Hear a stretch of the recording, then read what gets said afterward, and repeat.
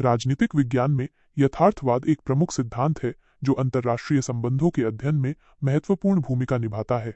यह सिद्धांत मानता है कि विश्व राजनीति अनिवार्य रूप से स्वार्थी राष्ट्रों के बीच शक्ति और स्थिति के लिए एक सतत प्रतिस्पर्धा है, जो एक अराजक वैश्विक प्रणाली में काम करते हैं जहां कोई केंद्रीय अधिकार मौजूद नहीं है।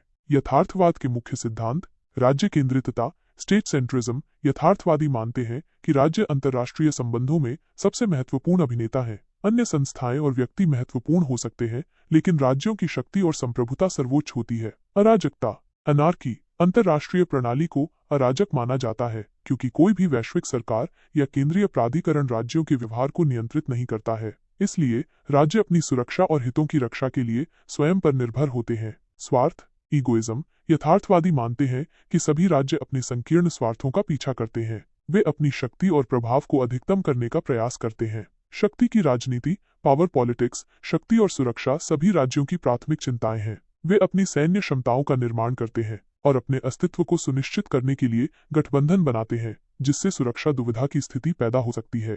तर्कसंगतता, रैशनैलिटी। राज्यों को तर्कसंगत अभिनेता माना जाता है जो अपने लक्ष्यों को प्राप्त करने के लिए लागत लाभ विश्लेषण के आधार पर निर्णय लेते हैं। उत्तरजीविता, सर्वाइवल।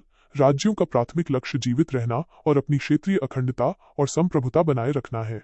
यथार्थवाद का इतिहास। यथार्थवाद की जड़ें प्राचीन राजनीतिक विचारकों जैसे थ्यूसिडाइड्स, मैकियावेली और हॉब्स के कार्यों में पाई जाती हैं। थ्यूसिडाइड्स ने पेलोपोनियन युद्ध का विश्लेषण शक्ति की राजनीति के संदर्भ में किया। मैकियावेली ने द प्रिंस में शासकों के लिए शक्ति बनाए रखने और राज्य के हितों की रक्षा के लिए व्यावहारिक सलाह दी।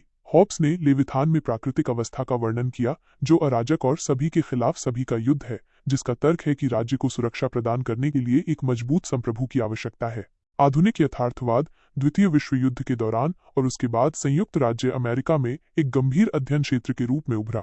हंस मॉर्गेनथाउ की पुस्तक पॉलिटिक्स अमंग नेशंस 1948 को आधुनिक यथार्थवाद के उदय में एक महत्वपूर्ण विकास माना जाता है। उन्होंने तर्क दिया कि अंतर्राष्ट्रीय राजनीति मानव स्वभाव में निहित शक्ति के लिए एक शाश्वत संघर्ष है और राज्यों को अपने राष्ट्रीय हितों के अनुसार कार्य करना चाहिए।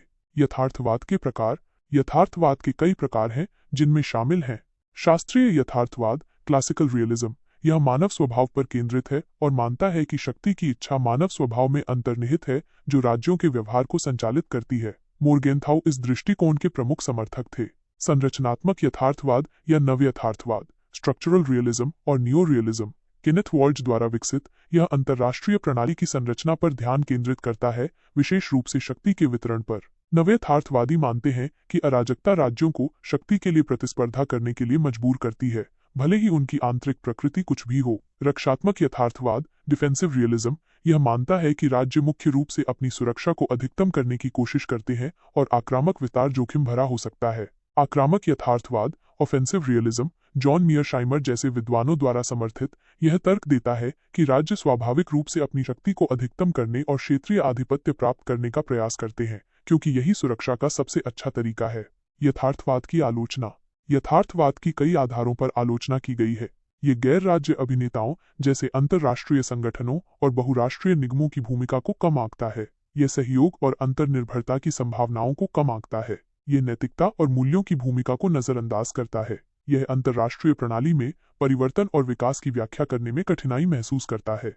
फिर भी यथार्थवाद अंतर्राष्ट्रीय संबंधों के अध्ययन में एक महत्वपूर्ण और प्रभावशाली सिद्धांत बना हुआ है, जो विश्व राजनीति की जटिलताओं और शक्ति की भूमिका में अंतर्दृष्टि प्रदान करता है।